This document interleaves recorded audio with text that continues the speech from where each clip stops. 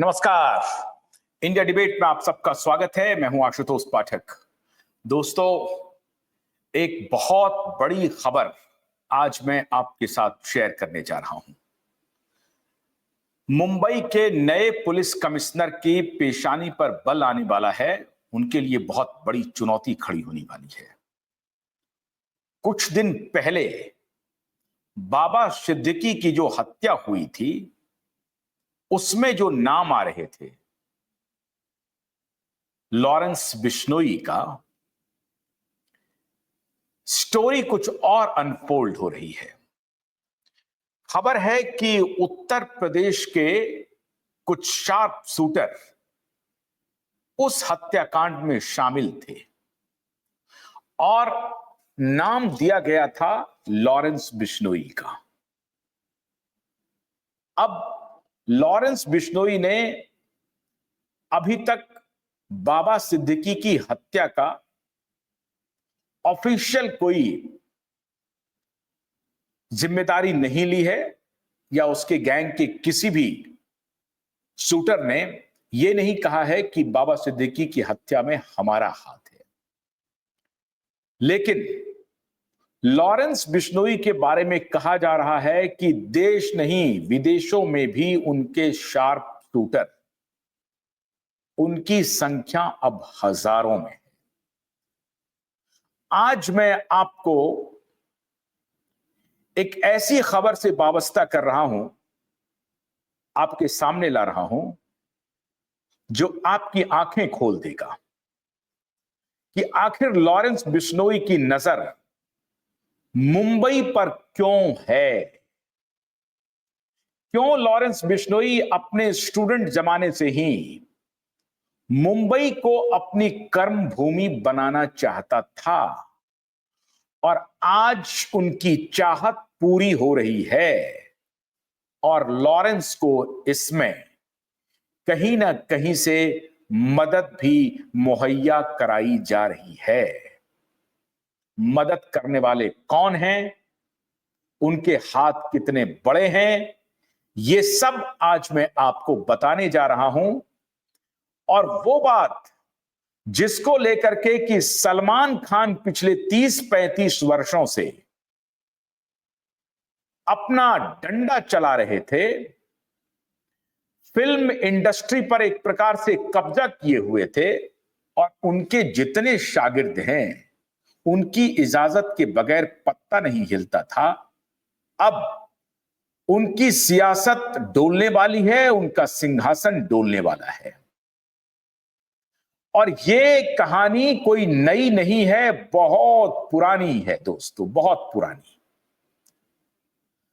जो drug peddlers हैं वो कोई नया नहीं आया है। तब भी ड्रग का कारोबार होता था, तब भी स्मगलिंग चलता था, तब भी नकली नोटों का कारोबार चलता था, अवैध हथियारों का कारोबार चलता था। और इसका इतिहास 50-60 वर्ष से भी अधिक अगर कहूं तो अतिशयोक्ति नहीं होगी। वो इतिहास में तो दर्ज है वो तारीख जब से शुरू हुई ये कहानी, लेकिन पटकथा आने वाले समय के साथ बदलती रही। कभी दिलीप कुमार साहब, कभी यूसुफ खान उनकी शान बढ़ाते थे, कभी संजय दत्त ने उनका शान बढ़ाया, कभी सलमान खान ने शान बढ़ाया और कभी माननीय महेश भट्ट साहब ने उनका शान बढ़ाया। और कभी जो बार बालाओं के डांस से मुंबई की रातें रंगीन रहती थीं, वो अब नाइट आउट में बदल गया है और 5 स्टार की पार्टियों में बदल गया है। जो मशहूर बार थे मुंबई के, जहां ये सब खपत होता था, नकली दवाएं, नकली ड्रग्स नकली नहीं, वो तो असली था, नकली नोट, अवैध हथियार, इसकी सप्लाई का जो अड्डा था वो आज भी बदस्तूर जारी है। रूप बदल गया है और अब नागिन का भी रूप बदल गया है, डांसर का भी रूप बदल गया है। सोफिस्टिकेटेड जिम में जाने वाले अब वो डांसर नहीं, अदाकारा के रूप में सामने ला आती हैं, लेकिन धंधे में शामिल हैं। इस पर जो लोग इस धंधे में हैं उसके बारे में तो अभी मैं दूसरे शो में भी बताऊंगा, लेकिन आज मैं ये बताने की कोशिश कर रहा हूं, जो खबर मुझे मिल रही है वो ये है कि मुंबई पुलिस की केवल ये चुनौती नहीं है कि दिशा सालियान और सुशांत के केस को सॉल्व किया जाए। मित्रों, कल 30 अप्रैल है, बहुत लोगों की नींद हराम हो गई है। मुंबई पुलिस की एक बहुत बड़ी चुनौती है, आज उसके ऊपर से मैं पर्दा उठा रहा हूं। मित्रों, यह साल 2060 की कहानी है। 1926 में जन्म लेने वाले हाजी मस्तान मुख्य रूप से तमिलनाडु के रहने वाले थे। आप में से बहुत लोगों ने इनका नाम सुना होगा, बहुत लोगों को इनकी कहानी भी मालूम होगी, लेकिन आज मैं आपको वो कहानी बता रहा हूं जो संभवतः आप लोगों को मालूम नहीं हो, और वो कैसे ट्रांजिशन के फेज से गुजरा, कैसे हाजी मस्तान, अरुण गबली, मुदलियार और फिर दाऊद और जीनाबाई दारूवाली, और फिर न जाने इसमें कितने किरदार आए। जीनाबाई चावल वाली पहले थी, फिर वो जीनाबाई दारूवाली बनी। जीनाबाई दारूवाली का रिलेशन हाजी मस्तान, अरुण गबली और मुदलियार से बना। फिर उसके बाद वो एक नामचीन स्मगलर बन गई, लेडी डॉन के रूप में जाने लगी। आपने एक फिल्म का नाम सुना होगा, गंगूबाई। माननीय महेश भट्ट की सुपुत्री ने उसमें काम किया है। गंगूबाई को जिस रूप में दिखाया गया है वो पूरी तरह से झूठ है। गंगूबाई वो नहीं थी, गंगूबाई तो कुछ और ही था। हाजी मस्तान को संरक्षण कौन दे रहा था? अरुण गबली को संरक्षण कौन दे रहा था? दाऊद अब्राहम को संरक्षण कौन दे रहा था? मुदलियार को संरक्षण कौन दे रहा था? कैसे मुंबई के दो मशहूर बार अंडरवर्ल्ड के लड़ाई का अड्डा बना, आज मैं उसके ऊपर से पर्दा उठा रहा हूं। मुंबई का एक मशहूर बार है सोनिया बार, और दूसरा बार है टोपाज। टोपाज तो इतना बड़ा बार है जिसमें कई फ्लोर हैं, 3-4 फ्लोर के बार हैं, और उसमें एक साथ 200-300 लोग उस बार में रह सकते हैं, और एक साथ 20-25 डांसर एक फ्लोर पे नृत्य कर सकते हैं। इतना बड़ा था टोपाज। और सोनिया बार कम नहीं था। असल में जो अंडरवर्ल्ड की जो असली कहानी शुरू हुई वो सोनिया बार से ही शुरू हुई। सोनिया बार में ही वर्चस्व की लड़ाई शुरू हुई। 1960 में हाजी मस्तान नाम के एक व्यक्ति का उदय होता है मुंबई में। हाजी मस्तान तमिलनाडु से 8 साल की उम्र में मुंबई आते हैं। छोटी मोटी कहीं कहीं नौकरी करते हैं और अपना करियर शुरू करते हैं मुंबई डॉक से। और मुंबई डॉक पर ही उन्हें सोने की स्मगलिंग की आदत लगती है, और वो एक नामचीन स्मगलर के रूप में कामयाब हो जाते हैं। सोने की तस्करी शुरू कर दी, नशीली दवाओं की, नशीली पदार्थों की तस्करी शुरू कर दी। उस वक्त गाजा चलता था, उस वक्त अफीम चलता था, हेरोइन बाद में आया। इस सब की तस्करी की, और हाजी मस्तान इतना बड़ा बिजनेस टाइकून बन गया स्मगलिंग के पैसे से, नशीली पदार्थों और सोने की स्मगलिंग के पैसे से इतना बड़ा पैसे वाला हो गया कि उसने अपना डाइवर्सिफिकेशन किया, और फिर तो रियल एस्टेट, होटल्स, बार, सब में उन्होंने पैसे लगा दिए। और आज अगर मुंबई की बड़ी बड़ी प्रॉपर्टीज पे माफियाओं का कब्जा है, तो ये शुरू हुआ कांग्रेस और शरद पवार के जमाने में। कांग्रेस पार्टी का संरक्षण और इस बाप बेटे के जो दादा थे ना, आदित्य ठाकरे के दादाजी, उनकी भी दोस्ती रही हाजी मस्तान से, अरुण गबली से। सारे लोग दोस्त थे। हाजी मस्तान स्मगलिंग के पैसे के बाद एक पार्टी बना लिया, और क्या ड्रेसिंग स्टाइल था हाजी मस्तान का। सफेद शूज से लेकर के सफेद शर्ट तक, ऊपर से नीचे तक सफेद। और हाजी मस्तान अपनी प्रेमिकाओं के लिए भी बहुत मशहूर रहे। कहते हैं कि मधुबाला पर भी उनका दिल आया था, और इसीलिए मधुबाला जैसी ही एक दूसरी लेडी के साथ उन्होंने विवाह भी किया। विवाह तो खैर हाजी मस्तान के लिए एक पक्ष था, लेकिन हाजी मस्तान को जो महिला लड़की पसंद आ जाए वो हाजी मस्तान की दोस्त बनती थी।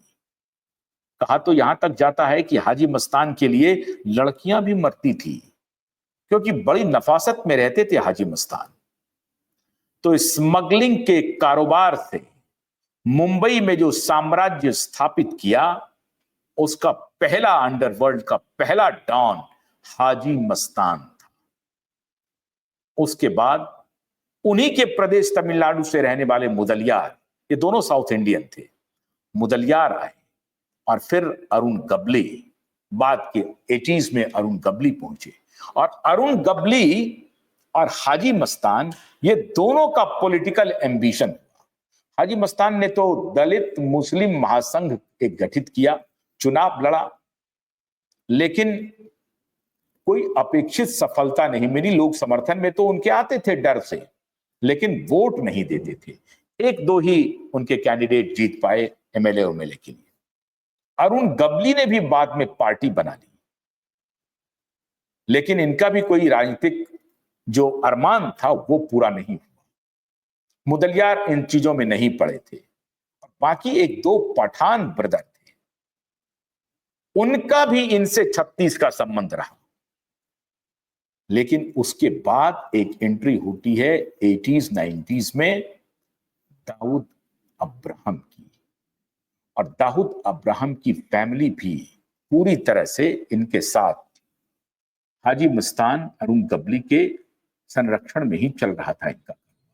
और जब दाऊद आए तो दाऊद ने एक एक करके सबका पत्ता साफ कर दिया। हाजी मस्तान स्मगलिंग के डॉन से धीरे धीरे, चूंकि राजनीतिक रसूख वाले हो गए थे, तो पब्लिक फिगर हो गए थे, तो उनकी मजबूरी थी कि पब्लिक में उनका इमेज ठीक रहे, इसलिए वो काम भी करें।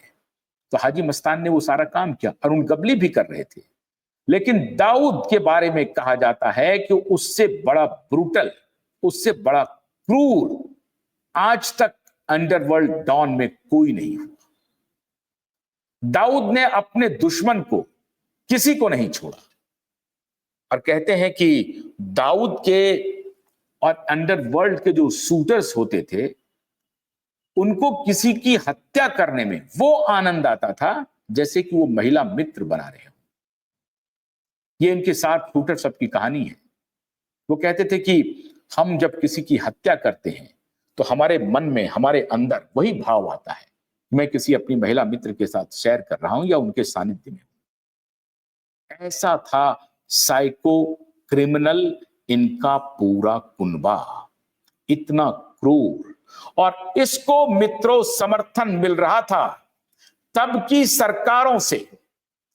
सबको मालूम था कि तब कांग्रेस की सरकार थी, पवार साहब की सरकार बनी दाऊद के जमाने में, और पवार साहब कांग्रेस में बहुत ही बड़े नेता थे। कांग्रेस पार्टी को तोड़ करके शरद पवार ने अपनी सरकार बनाई थी, बीजेपी के साथ मिलकर के बनाई थी। तो कोई पॉलिटिकल पार्टी अछूती नहीं है इन माफियाओं के चंगुल से। सबकी एक प्रकार से सबकी निगाह रही इन माफियाओं पर, और इन माफियाओं का धंधा चलता रहे, इसलिए सारी राजनीतिक पार्टियों ने इन्हें आगे बढ़ाने का काम किया। मित्रों, 90s का दौर आया, 60 के दशक के बाद अधिकतर फिल्मों में हाजी मस्तान के पैसे लगे थे और वो सारे के सारे ब्लैक मनी थे मित्रों। अरुण गबली के पैसे लगे थे और वो सारे के सारे ब्लैक मनी थे। और बाद में हाजी मस्तान और अरुण गबली की परंपरा को बढ़ाया दाऊद इब्राहिम ने। आज जो हमें जानकारी मिली है दाऊद के बारे में, लोग कहते हैं कि दाऊद अपनी आखिरी सांसें गिन रहा है। बिल्कुल नहीं गिन रहा है। और ये भारत सरकार के लिए एक बदनुमा दाग है। चाहे आप अपनी पीठ कितनी भी थपथपाएं, लेकिन आपके लिए एक बदनुमा दाग है कि आप दाऊद को ढूंढ नहीं पाए, दाऊद को आप भारत नहीं ला पाए। मित्रों, दाऊद का अंपायर आज 50,000 करोड़ का है, 1 लाख करोड़ का है, कितने हजार करोड़ का है यह कहना मुश्किल है, कि लाख करोड़ का है यह कहना मुश्किल है। दाऊद की एंट्री मीडिया में भी है, डिजिटल मीडिया में भी है, सैटेलाइट मीडिया में भी है, रेडियो भी है, प्रिंट भी है, फिल्मों में है, हॉस्पिटल में है, होटल में है, रियल एस्टेट में है, एडुकेशन में भी है दाऊद के पैसे। और ये सारे पैसे ड्रग बेचकर कमाए जा रहे हैं, सोने की तस्करी से कमाए जा रहे हैं, अवैध हथियारों की सप्लाई से कमाए जा रहे हैं, नकली नोटों से कमाए जा रहे हैं। दाऊद का जो आखिरी ठिकाना है वो कराची में है और कराची में वो आईएसआई और पाकिस्तानी आर्मी के संरक्षण में काम कर रहा है। दाऊद को भारत सरकार ने अभी तक टेररिस्ट नहीं कहा है। दाऊद को माफिया डॉन ही कहा जा रहा है। कुछ जो एक्सपर्ट हैं वो बताते हैं कि दाऊद को किसी अदालत में टेररिस्ट नहीं कहा गया, अंडरवर्ल्ड माफिया कहा जा रहा है, लेकिन वो टेररिस्ट भी है। और यही कारण है कि दाऊद बचता जा रहा है। दाऊद को लाने के लिए भारत सरकार की प्लानिंग धरी की धरी रह जाती है, लेकिन दाऊद बस में नहीं आ रहा है। अब मित्रों, हाजी मस्तान, अरुण गबली, मुदलियार से होते हुए दाऊद इब्राहिम, छोटा राजन, छोटा शकील, ये सबको भूल जाइए। अभी तो मैं बड़े नाम आपके सामने रख रहा हूं। आज की हालत यह है कि मुंबई में आज भी हाजी मस्तान के लोग काम कर रहे हैं, मुदलियार के लोग काम कर रहे हैं, अरुण गबली के लोग काम कर रहे हैं और दाऊद इब्राहिम के भी लोग काम कर रहे हैं। दाऊद के लोग को किसी से डर नहीं लग रहा है। मुंबई पुलिस का एक बहुत बड़ा तबका उनके लिए काम करता है। इसीलिए मित्रों, आने वाले नए मुंबई पुलिस कमिश्नर के लिए यह सबसे बड़ी चुनौती होने जा रही है। खबर यह मिली है कि जो ड्रग की सप्लाई हो रही है भारत में, उसका खुलेआम खपत कराया जाए, यंगस्टर्स तक पहुंचाया जाए, स्कूलों तक पहुंचाए, कॉलेज तक पहुंचाए, पार्टियों तक पहुंचाए, रेप पार्टी तक पहुंचाए, और बॉलीवुड उसके लिए सबसे माकूल जगह है। इसमें जो भी अच्छी सोल है, अच्छे लोग हैं, अच्छे इंसान हैं, उनको रास्ते से हटाया जाए। जो कल को आने वाले दिनों में इस तरह की गतिविधियों पर सवाल पूछ सकते हैं। जिन्हें सवाल नहीं पूछना है वो रीढ़ विहीन हो चुके हैं, जैसे जया बच्चन जी, जैसे अमिताभ बच्चन जी। सलमान खान तो खैर उस गैंग में ही शामिल है। अक्षय कुमार जी भी सवाल नहीं पूछ रहे हैं, और भी बड़े स्टार, आमिर खान नहीं पूछ रहे हैं, शाहरुख खान नहीं पूछ रहे हैं, शाहरुख खान का तो बेटा ही उसमें शामिल है। तो ड्रग के पैसे से जो हाजी मस्तान का, सोने की तस्करी से जो हाजी मस्तान का कारोबार चल रहा था, जो अरुण गबली का कारोबार चल रहा था, जो मुदलियार का कारोबार चल रहा था, जो दाऊद का कारोबार चल रहा था और है, उसको और आगे बढ़ाने का प्लान है इन अंडरवर्ल्ड माफियाओं का, और ये मुंबई पुलिस के लिए बहुत बड़ी चुनौती होने जा रही है। जब क्यूबाइब नेटवर्क ने ड्रग के बारे में, और जो दूसरे चैनल है उसने भी मुंबई में ड्रग के रैकेट और नए चेहरे, रिया चक्रवर्ती, शोभी चक्रवर्ती, आदित्य ठाकरे, सूरज पंचोली, डिनो मौर्या जैसे नए चेहरे का जो एंट्री हुआ है इस क्राइम वर्ल्ड में, जब उसके ऊपर आघात हुआ है तो पूरा अंडरवर्ल्ड थर्रा गया है। लेकिन कहते हैं ना कि सरकार विष को विष से निकालना चाहती है। इसीलिए मित्रों, हर एक समय पे ये मुस्लिम डॉन और हिंदू डॉन का भी एक चक्र रहा है। कई बार हाजी मस्तान को, दाऊद को, अरुण गबली तो खैर हिंदू हैं, इन लोगों को हिंदू डॉन बनने के लिए, हिंदू डॉन बन करके इन्हें चुनौती देने के लिए कई बार लोगों ने कोशिश की, लेकिन हर कोशिशें फेल हो गई। अब जो खबर आ रही है वो ये है कि लॉरेंस बिश्नोई के नाम से पहली बार बॉलीवुड में और मुंबई में हाजी मस्तान, गबली और दाऊद के लोग पनाह मांग रहे हैं। और इसीलिए कहा जा रहा है कि बाबा सिद्दीकी की जो हत्या है वो सीधा संदेश था हाजी मस्तान के गुर्गों के लिए, अरुण गबली के गुर्गों के लिए और दाऊद अब्राहम के गुर्गों के लिए, कि अगर हम बाबा सिद्दीकी को निपटा सकते हैं तो तुम्हारे जितने स्लीपर सेल भारत में काम कर रहे हैं, खासतौर से मुंबई में, वो सारे हमारे निशाने पर हैं। और पहली बार एक हिंदू डॉन लॉरेंस बिश्नोई से हाजी मस्तान और दाऊद को डर लग रहा है। और यही परेशानी का विषय मुंबई पुलिस के लिए भी है। मुंबई पुलिस ये चाह रही है, देखना चाहती है, जानना चाहती है कि अगर ये एस्केलेट करता है, जिसके बारे में शरद पवार ने उस वक्त इशारा किया था जब सलमान के ऊपर हमले हुए और बाबा सिद्दीकी की हत्या हुई, तो शरद पवार ने इशारा करके कहा था कि मुंबई में अब गैंगवार फिर शुरू होने वाला है। शरद पवार को मालूम है कि हिंदू मुस्लिम गैंग की लड़ाई वहां पहले भी होती रही है, और अब जो कि सो कॉल्ड राइट विंगर सरकार है, इसलिए शरद पवार का एप्रीहेंशन बहुत हद तक सही प्रतीत हो रहा है। तो लॉरेंस बिश्नोई का मुंबई में एक्टिव होना इन तीनों की सत्ता की चूलें हिला देने जैसा है। और उनके जो भी स्लीपर सेल मुंबई में काम कर रहे हैं वो सारे के सारे लॉरेंस बिश्नोई के निशाने पर हैं, ये भी विश्वस्त सूत्र बता रहे हैं। लॉरेंस बिश्नोई और अन्य जो लोग जो रहे हैं काउंटर अटैक करने वाले मस्तान, गबली और दाऊद पे, वो असल में बाहर रख करके अटैक कर रहे हैं। लॉरेंस बिश्नोई अकेला एक शख्स है जो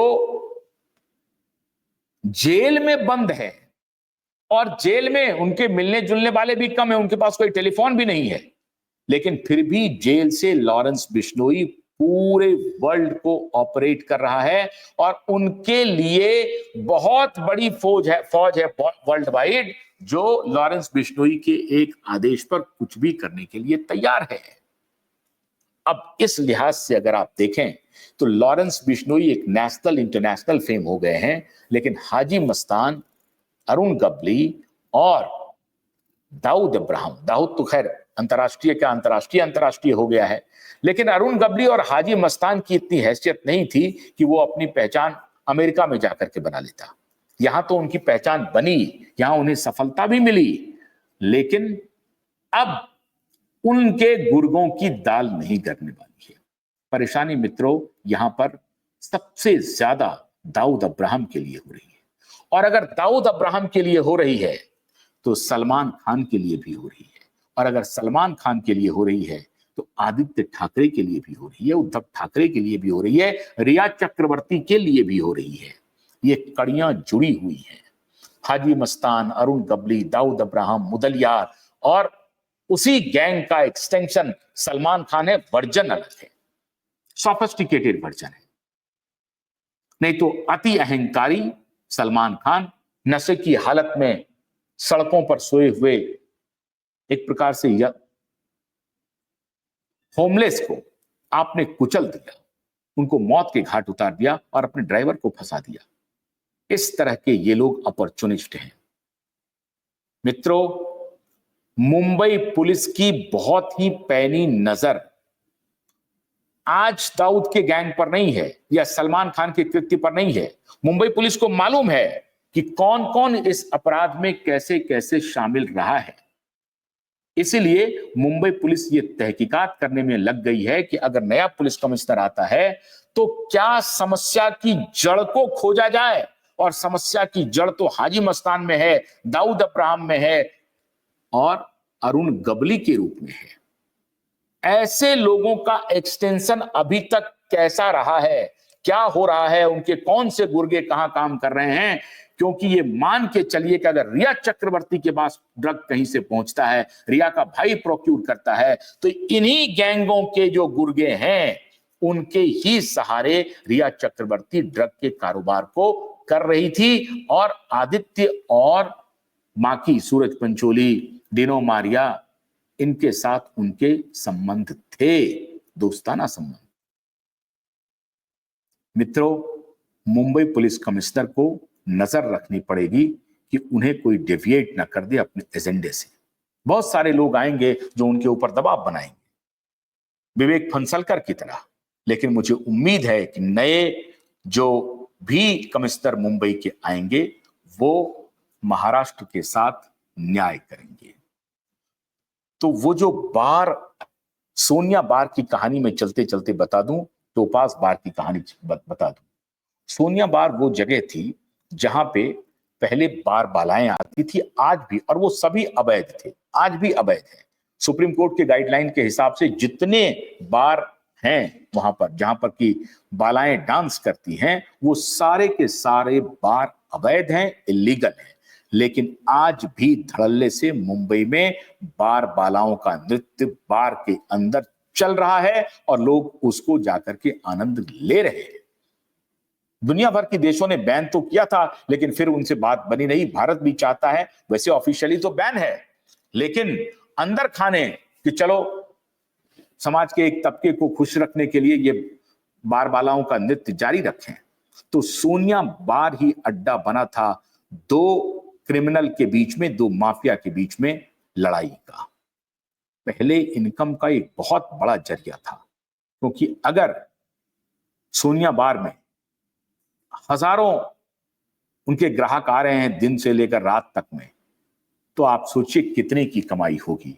और ये जो बार थे वो नकली पैसों, नकली मुद्रा जिसको कहते हैं अवैध मुद्रा, और ड्रग के कारोबार के लिए बड़ा ही माकूल जगह था।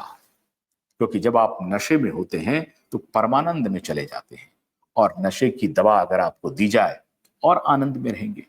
तो ये नशे की दवा सोनिया बार से शुरू हुई थी, टोपाज जैसे बार से शुरू हुई थी, और अब वो उसका रास्ता चलता चलता चलता चलता शोभित चक्रवर्ती, रिया चक्रवर्ती, डिनो मौर्या, सूरज पंचोली, इन जैसे लोगों तक पहुंच गया है। यही सबसे बड़ी चुनौती है मुंबई पुलिस कमिश्नर की, कि हम पुलिस तो बनेंगे, लेकिन ये जो कार्टेल है इतने दिनों का, जो अब वेश बदल चुका है, कोई रियल एस्टेट का बिजनेस कर रहा है, कोई मूवी बना रहा है, तो उनके वेश बदल गए हैं। तो ऐसे लोगों को कैसे पकड़ा जाए, ये भी जांच एजेंसियों के लिए बहुत बड़ा प्रश्न है। लेकिन अगर जांच एजेंसी चाहे तो कुछ भी असंभव नहीं है, जहां चाह वहां राह।